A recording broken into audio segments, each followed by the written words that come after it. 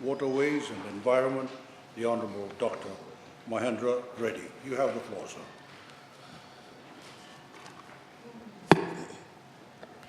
Mr. Speaker, sir, the Honourable Prime Minister, Honourable Leader of Opposition, Members of Parliament and the people of Fiji, Mbulavinakachiyo.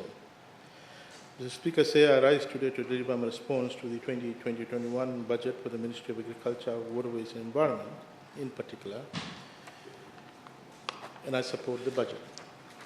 Mr. Speaker, sir, I want to begin by first responding to some of the untruths, lies being peddled by the members of the opposition since yesterday, and make sure SG and DSG get my time right, give me a few extra minutes.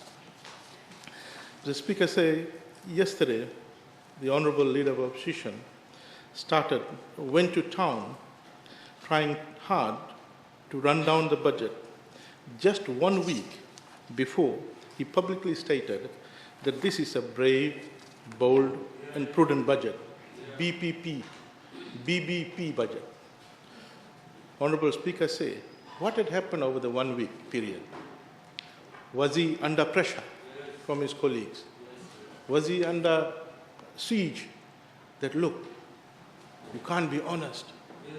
We're losing votes, we will lose votes. Come on, you're in opposition, go and oppose the budget. What had happened over 1 week? Mr. Speaker say, for the first time ever, Honourable Leader of Opposition was honest in saying it was indeed a brave, bold and prudent budget. Mr. Speaker say, Mr. Speaker say, he noted that our healthcare system are in complete shambles. Mr. Speaker say, go and ask everyone on the streets, they'll tell you our healthcare system is not in shambles. Mr. Speaker say, you look at how our Honourable Minister for Health, Honourable Prime Minister, took charge and ensured that there's no community transmission in this country. Mr. Speaker say, today we are able to gather here. Today people are able to undertake social gathering. Weddings have resumed. Businesses have resumed because our community is COVID-free. And here, Honourable Leader of Opposition is saying that our healthcare system is in shambles. How do we believe him? Mr. Speaker said, this is the kind of people who want to lead this country. Mr. Speaker said, he went on to say that the Fijian economy was in a problem, in a major dire strait from 2014 or a few years before that. Mr. Speaker said, he understands statistics. He can see what was the growth trajectory of the economy since 2014 or a few years back. Mr. Speaker said, how can he say or make that kind of statement saying that our economy was in bad shape since a few years before 2014? No. We had positive, unprecedented growth in 2014. Despite us facing Winston, we were able to bounce back. And now here, Honourable Leader of Opposition is saying that our economy was in bad shape a few years before from 2014. Mr. Speaker said, Honourable Leader of Opposition termed the budget as irresponsible, rudderless and deceiving budgets. And I saw herd mentality. The rest of the flock followed him to say that rudderless budget, irresponsible budget. Mr. Speaker say, I haven't seen any one of them saying what was irresponsible about the budget. I haven't seen anyone showing an example of what is rudderless about this budget.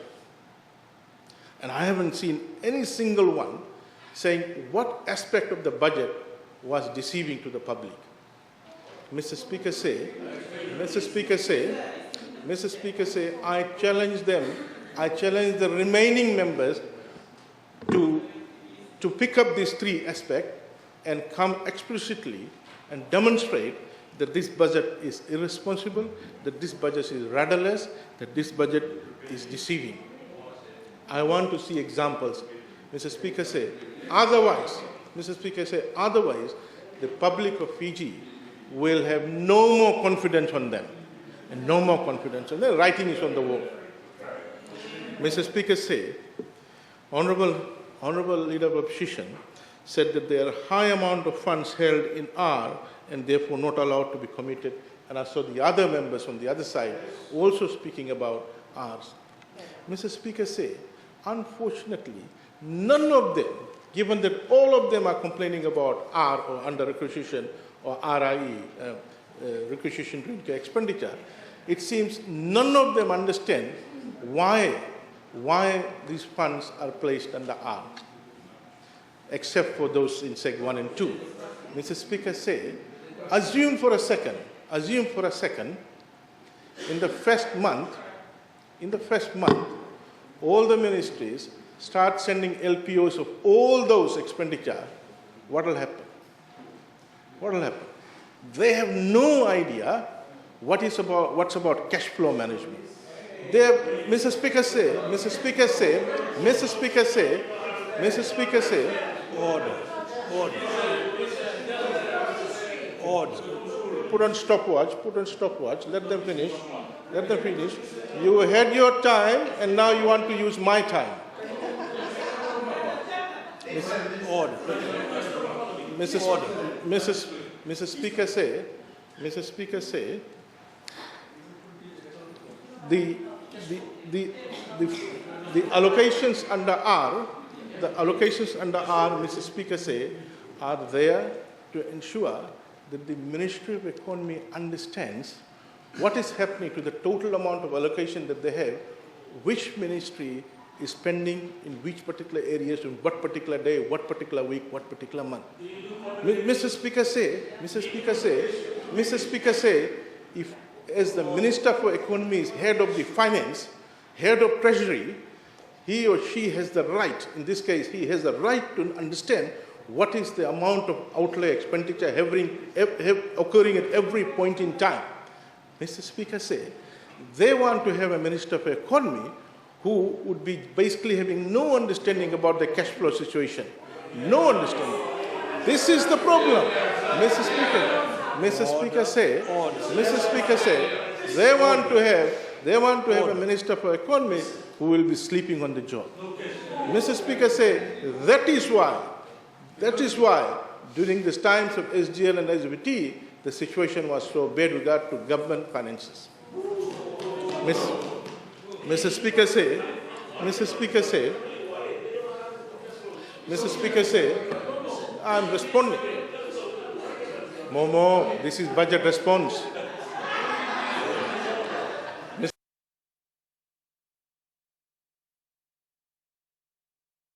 Speaker said, Honorable Leader of Opposition, the high debt to GDP ratio was due to bad policies, poor governance and poor attitude. Mr. Speaker said, I want to know from the Leader of Opposition, the Honorable Leader of Opposition, what bad policies contributed to high debt to GDP ratio?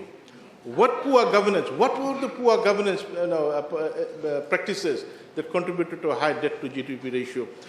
What was the poor attitude he's talking about? Whose attitude he's talking about that led to high debt to GDP ratio? Whose attitude? What has attitude to do with high debt to GDP ratio? Mr. Speaker said, this is their level of understanding of finance and economy, and they want to run government. Mr. Speaker said, I don't know where they get their numbers from. They're saying 90% of all raw materials imported in the country, all the raw materials imported in the country, 90% are imported. Where did they get their numbers from, Mr. Speaker said? Are they talking about the entire production system? And they're saying only 10% of raw materials are derived from domestically? Absolutely not. Mr. Speaker said, Honorable Leader of Opposition was Prime Minister of this country. And he is saying that closing our mission means we are disconnecting our ties to those countries. Come on. Mr. Speaker said, Closing an embassy or a diplomatic mission does not mean we are disconnecting our ties with those countries. Absolutely not. There are other diplomatic missions who will have accreditation to those countries or those institutions.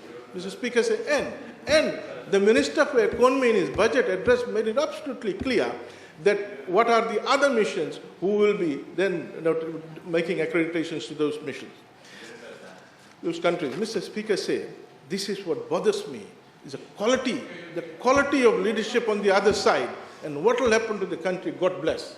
God bless. Mr. Speaker said, Honorable Viman Prasad raised his concern about the $100 million a month debt servicing expenditure. Mr. Speaker said, Honorable Viman Prasad is back on his usual habit of misleading the public for personal gain. You pick and choose and emotionalize those issues you think would be quite easily palatable to the ordinary Fijians. Mr. Speaker said, they should realize that the ordinary Fijians are much, much more educated now, Mr. Speaker said, and they can identify and separate out lies from truth. Mr. Speaker said, Honorable Biman Prasad did inform the House that $500 million in debt repayment was incurred by the SDL government. Mr. Speaker said, the debt servicing that this government is undertaking now is for the debt that was incurred a long time back. That's how it is, Mr. Speaker said. Mr. Speaker said, Honorable Prasad, if Honorable Prasad excludes the debt servicing we are doing to the SDL government $500 million debt, then we would only have to service $50 million per month now than what we are currently doing, $100 million per month. Mr. Speaker said, Honorable Prasad will not inform the House the one lump sum bond payment of $430 million that was taken by SDL government. Mr. Speaker, he won't inform the House. And Mr. Speaker said he will not tell the House that this government have already accumulated $430 million in its sinking fund to pay back that bond amount. Mr. Speaker said, why is Honorable Biman Prasad not informing the House? Because that will show how prudent this government is and will then oppose what Honorable Leader for Opposition said, that this running down the budget, and go back and say that what Honorable Rambuka said that day was true. It is indeed a prudent budget, Speaker said. So Honorable Biman Prasad would do justice to give the full story rather than just peddling lies and half-truths. Mr. Speaker said, when you go and talk to any first year economic student, when they talk about debt, you don't talk about debt in absolute numbers. You talk about relative to the size of the economy. For example, Mr. Speaker said, if a household wants to borrow $50,000, for that household, if the household income, annual income is $20,000, $10,000, then that amount is quite large. But if the household income is about $250,000 a year, then borrowing $50,000 is nothing, Mr. Speaker said. So Mr. Speaker said, always when you talk about debt, when you talk about the debt, then you talk about debt in relation to the size of the economy, because then only you can say whether the country has ability to pay back the debt. And that's why whenever you talk about debt, you say debt to GDP ratio or debt national income ratio, because you want to know whether that particular debt is payable or not. We should not come into this House and start throwing in numbers, just say that the debt level is so high. Mr. Speaker said, if you really want to talk about debt level, talk about debt of countries like America. Over 100%. Talk about, Mr. Speaker said, what is the debt to GDP ratio? What is the debt to GDP ratio of the small size African region? Not 40%, not 50%, not 60%, not 70%, not 90%, not 100%, over 100%. Beyond, Order. He's saying they can afford it. Mr. Speaker said, I just spent good 3 minutes of my time saying your ability to repay is based on your ability or the size of the economy. So debt to GDP ratio, debt to national income ratio. And here I say that if it is over 100%, they can afford it. There you go. Once you become Attorney General. There you go. There you go. There you go. This is the quality of government we're going to have. This is the quality. Mr. Speaker say, why is Honorable Biman Prasad ignoring the cost of borrowing? Mr. Speaker say, when you talk about borrowing, you also need to talk about what is the cost of borrowing. Because the cost of borrowing will add to our servicing, ability to service. It's not only the principal amount that we'll pay back, but we also have to pay the cost of borrowing, which is the interest rates. Mr. Speaker say, in the history of Fiji, no government was able to access money at the cost that this government is able to get it now. Mr. Speaker say, Honorable Minister for Economy explained clearly, Honorable Minister for Economy explained clearly, Honorable Minister for Economy explained clearly, for the first time ever, he was able to negotiate and get certain loans without any interest rates. Never before it happened. Never before it happened. For the first time ever. Now, Mr. Speaker say, whenever we say, for the first time we were able to do that, it pains them. It pains them. And you see, their heads are down, they're very unhappy. The heads are down, this is budget response. This is budget response. You need to understand that. Mr. Speaker say, Mr. Speaker say,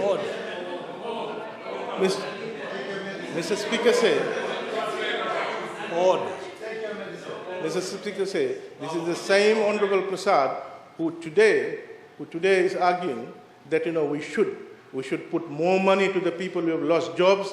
We haven't done justice. And it's the same Honorable Prasad who said, cut civil servants' pay. Mr. Speaker say, same person is saying that we should give more money to people, and the same Honorable Prasad is saying that our civil servants should have a pay cut. They will never ever forgive him, Mr. Speaker say. Mr. Speaker say, Honorable Kurundani accused our Honorable Prime Minister and the Minister of Sugar for lack of knowledge to revive the industry. Mr. Speaker say, Honorable Kurundani argued that our farmers should produce 90 tons per hectare. Mr. Speaker say, the first question I would ask Honorable Kurundani is, out of the 110 countries who are producing sugar, where is Fiji ranked in terms of farm productivity or farm yield? Where are we? Mr. Speaker say, Honorable Kurundani has no idea what is or what could be the potential level of farm productivity or farm yield. He's talking about 90 tons per acre, Mr. Speaker say, on an average farm productivity about 10 years ago was about 10 tons per acre. Mr. Speaker say, over the last 10 years, this government has worked hard to raise the farm productivity substantially. Mr. Speaker say, and he's talking about raising the farm productivity to 90 tons per hectare. Mr. Speaker say, Honorable Kurundani should ask Honorable Rambuka how he killed confidence in the sugar industry in 1987 by going and convincing the landowners not to renew leases. Mr. Speaker, no.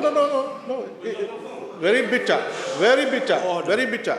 Mr. Speaker say, Order.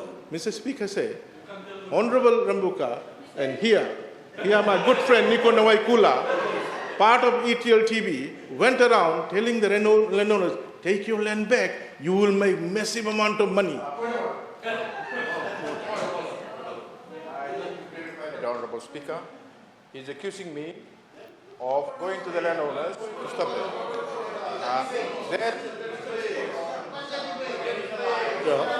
Order. I demand you withdraw it. No. What is your point? No. What is your point of order? Misleading the House, Honorable Speaker. I'm entitled under Standing Order 80-something to clarify the misrepresentations that have been made against me. He said something that is a total lie and it's not true. He should withdraw it. Withdraw it, please. No. Withdraw it or get up. What is order? He's accusing me of something that I did not do. Order. What is the misleading part of that He statement? said that I went to the landowners and tell them not That's to renew true. leases, That's true. which is total lie. There is no evidence in relation to that. Nothing. So, I'm asking you, Honorable Speaker, to demand that he withdraw that. You don't really want my opinion on what you talk, do you? You have the floor. Honorable Mr. Speaker, say, 1987 was the beginning of an era where confidence in the sugar industry and agriculture sector started to fall. Mr. Speaker, say, Honorable Ramuka knows very well how people moved from sugar industry and agriculture sector and how these quota settlements came into being. Mr. Speaker, say, these quota settlements are there today thanks to Honorable Ramuka and